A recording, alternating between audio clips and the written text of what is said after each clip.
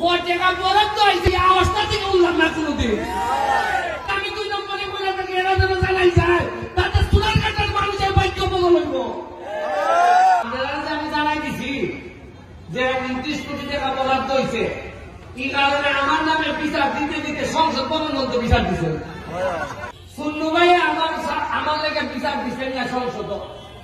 ওইটা যে মাননীয় স্পিকার, এই যে একটা লোক সব হিসাব পেলায় আমরা ইজ্জত থাকে না।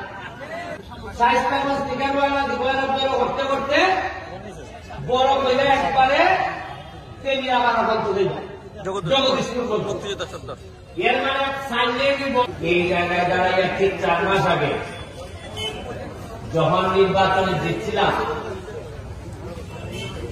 আর নির্বাচনের আগে 2 দিন 3 দিন আগে যখন লাস্ট শেষ জনসভা করি এখানে, তখন আমি কিছুই জানতাম না রাষ্ট্রের পলিসি কি।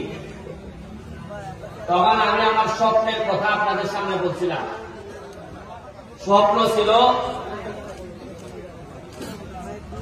এই যে মরা খোয়াই নদীটারে পরিষ্কার করে 2 পাশে রাস্তা হবে, আর এই খোয়াই নদীতে নৌকা চলবে। আমাদের ছেলে মেয়েরা বিকালবেলা মেহমানরা আসলে আমরা বেড়াইতে নিয়ে যাব ওই চা বাগানে, আমরা এই নদীতে নৌকা এবং স্পিড বোট চলবে। আমাদের কাছে আছে প্রায় 3 কিলোমিটার নদী। 3 কিলোমিটার নদী এরকম সারা সিলেট বিভাগে জানা আছে কিনা আমার জানা নাই, কিন্তু আমরা ভাগ্যবান আমাদের চুনারঘাটে আছে।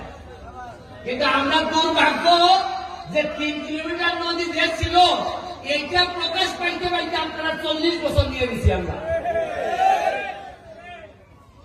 এখন ফুটপাথ থেকে আইলে বোঝা যায় যেমন একটা সমুদ্রের মতো লাগে।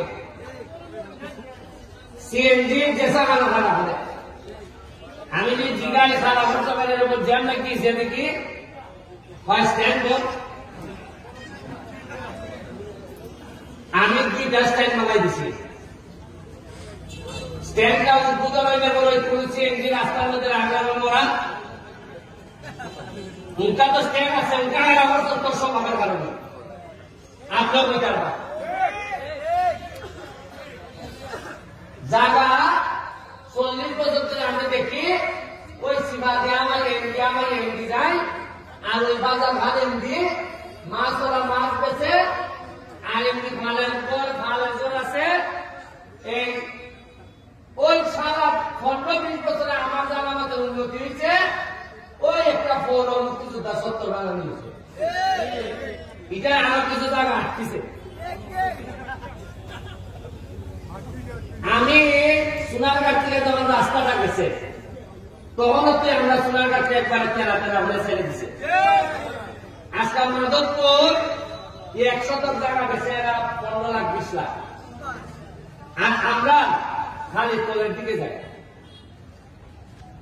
এখন জায়গার থেকে আর আমার সাথে যোগাযোগ করছে কিটার লাগে। আমি বললাম যে আপনারা কেউ লেগে ভাই,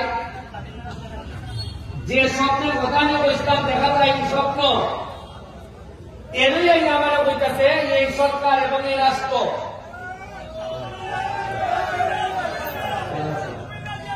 ভালো আছেন? Thank you.